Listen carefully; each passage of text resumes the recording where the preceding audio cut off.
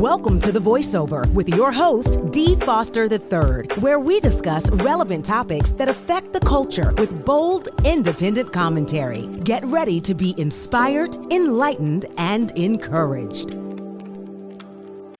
It's Friday, and it's time for another special edition of the Voice Over Now podcast. You know the spill. I'm D. Foster III, CEO and President of Wake Up Global Networks International. Before we get started, put a copy of this link in your bio. We're going to take you back into some footage that you have not seen. I want to say happy Friday to you. Hope you're having a great summer. As you know, from several weeks ago, I'm kind of taking a sabbatical, but I'm not leaving you or forsaking you. What we've decided to do is take you into some of our spiritual growth classes, take you into some of our lit Patreon footage for the next few weeks. So listen, if you have not viewed it yet, I want you to stay tuned to this channel, WPB Media Networks, for the next one that I'm going to bring you into is a spiritual class, is why I felt led to put on this shirt. I don't know.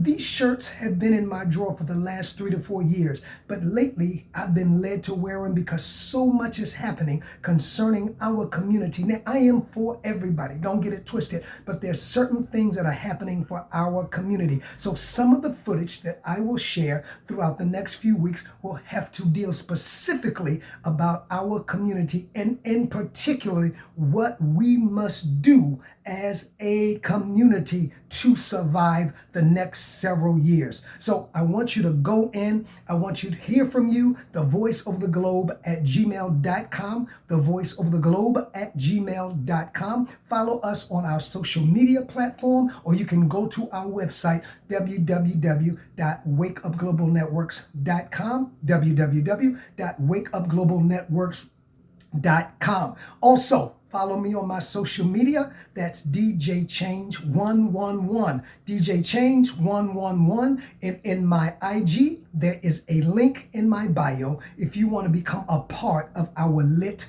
Patreon. Don't forget, if you feel generous, you can sow a seed to Wake Up Global Networks. Our address is WAKEUPP03@gmail.com. That's either on Zelle or on PayPal. Listen, I hope you enjoy going into some of our spiritual classes where we talk about real issues and how to spiritually navigate through the issues of life. Listen, I want you to have a great summer. I know I am. Enjoy going into some of the footage that has never been shown or seen over the Voice Over Now podcast. And I want to say happy summer. Be safe. Continue to spiritually up-level. And until next week, this is D. Foster III reminding you that you have a voice. Keep lifting it. Peace. Okay? Now, again, don't say I said what I'm not saying. But that was a power that directed them to spirit for protection and guidance, because it sure didn't come through the church. So now they're back, and now they must fight through all of the racism. It's not even racism. It's worse than racism. They don't know who's who, but Annie did. Because when Annie gave you that garlic, based on your reaction, oh, come on, our grandparents had that kind of intuition. And I think this is what we're going back to. Inter, not upper, intuition. She had great intuition. The theme of love runs through this. But as I end part 1 of Race and Racism, I think this movie speaks to the fact that because of the racism we experience in being brought here, we were stripped of a spirituality. Now that the movie is going back to get while everyone is calling it demonic activities without understanding the setting and the reason that these things are placed in the movie, because this was and is, even to this day, a tremendous reality. And it goes back to gather things that we were taught were the devil, like stones, like onyx, all of those things that were in Aaron's breastplates, like crystals. Oh, stay away from this. But yet you see that clearly in the European Bible and you don't question it. But as soon as it's used in another culture, you got an issue with it. Why? Because you've been many, not you, not my Patreon subscribers, many have been brainwashed to believe that if it doesn't come out of the King James script, which, by the way, speaking of racism, was a slave owner in and of himself. I'm not going to even deal with the sexual. Let's talk about the slave owner, because I'm talking about race and racism. The slave, King James, had slaves. Absolutely. That's why he could put. So what happened, they created a book that would create docility. What? Over emphasis of forgiving. Over emphasis of not striking back. Over emphasis of meekness. I didn't say emphasis. Over emphasis of love. Over emphasis of being, and all of that equals, all that over emphasis, in my opinion, equals docile, docile, docile. Let them do what they do. And if you live right, heaven will belong to you, and serving Jesus will pay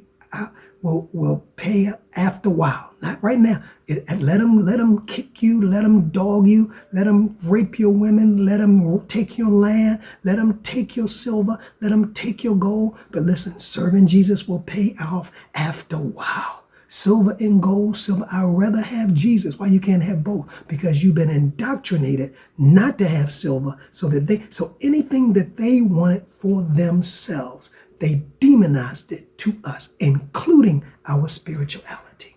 And that's where the race and the racism plays strongly in this movie. And I believe Coogler, who was, I don't know much about him, but he was divine. Something came over him to write such a masterpiece, and a spiritually, in my opinion, accurate masterpiece, that he had a visitation, that Michael B. Jordan embodied the character he was playing. That was easy for him because Michael B. Jordan, he channels, he meditates, he goes into spirit. So it was easy. And I heard an interview by him. And all of these characters, I believe, even Annie, that spirit confirmed this movie by embodying the people to play their roles in such a superb manner. Now, that's my opinion. A lot of religious people would disagree with that. And there's so many things. So they come back, open the juke joint. In the beginning, no, they give Sammy the guitar. But they don't explain to Sammy it is ancestry. In the beginning, that the guitar belongs to one of the ancestors, which are Smoke and Stack's father, right? But they hand Sammy the guitar. Sammy comes from a traditional home and family, and you know how that goes. I did too. And so if we ain't used to it, and if we ain't seen white people do it in church, it ain't to be done, right? I mean, basically, I'm cutting the chase, because that's deal. Mr. Charlie ain't do it, then it's the devil. Not understanding our connection to spirit. Even to this day, our connection to spirit. So they come back, they give him the guitar. They say, would you play? Now the father promoting fear of what he doesn't understand, which is classic for the church. If you've not experienced it, if you don't understand, and some people understand that. When you first spoke in tongues in your traditional church, they made it the devil. Why? Because the pastor didn't speak in tongues. He didn't go to the Bible and see what was in the Bible, but he just knew just because he didn't do it, it couldn't be God. And that's the way it still is. So Sammy's father says, listen, you can go out there and play for that devil. One day that devil's going to follow you home. Now, here we bring in the vampire, spiritual. But one thing I want to, this is the thing I want to say, and I'm going to close. I told y'all, we get into the nitty gritty. Everybody talking about the vampires, the vampires, the vampire. That the vampire, Jack O'Connell, he was trapped and he wanted to be free. See, and that's another thing that runs through this movie. Everybody is trying to be free. I think this is prophetic. Everybody, what was the guy that gave Sammy the advice? I can't think about it. He said the reason that he drank so much, he was trying to be free. The vampires were trying, they were Irish. They were trying to free their people. Smoke and Stack were trying to free their people. That's another reason why I believe this is prophetic, because we're in a time when people are yearning, doing what they have to do to be free. Whew, so much. I don't want to, I've gone about 40 minutes. This movie is so many things. I could talk about this for hours and bring out all of the implications, and there's so many themes running through this. I'm gonna finish with and see how to deal with the racism. I have to go to the spirituality in the music. This is what I was saying, but I'm focused on the racism because all of this comes out, the spirituality, and I'll close with this. When it comes to music, something, and I felt this, exploded spiritually. When Sammy began to play that guitar in the beginning, it's like the portals, the heavens opened up. You wait till I get to music. Ooh. I feel this even talking about it. This movie is spiritual at its best.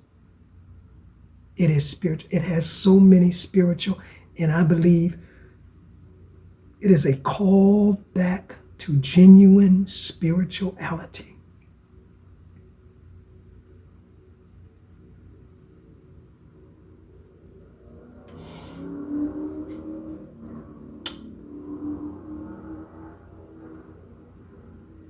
I'm going to say this because I promised to do this in an email yesterday. And I may do something separate on this. Most of you, I'm finished with the movie, but I promised to do something about P. Diddy. Most of you are watching the P. Diddy trial. And if you're listening, I'm sure you know something about it. But it's not looking good. All of these witnesses, it's just a whole lot of grit and cultism coming out and witchcraft coming out. And I did a Spreaker last week saying that it was bigger than all of his crimes. Thank you for being a part of The Voiceover. Please follow us on all of our social media platforms to stay connected to our upcoming shows and guests. Instagram at The Voiceover Radio. Twitter at DPropheticI. That's the letter D, prophetic, EYE. If this show has enriched you in any way, please share The Voiceover among your circle. Until next time, keep allowing your voice to be heard.